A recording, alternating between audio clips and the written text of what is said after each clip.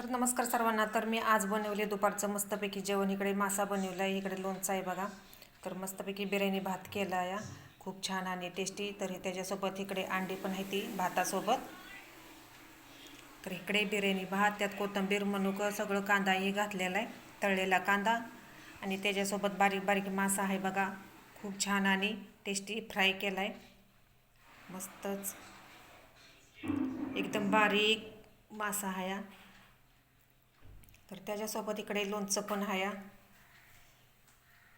तर मी भातात गाजरं टाकले ती खिसून, आणि कांदा तळलेला टाकला आहे, आणि चवळीच्या शेंगा पण टाकल्या त्या बारीक बारीक अशा.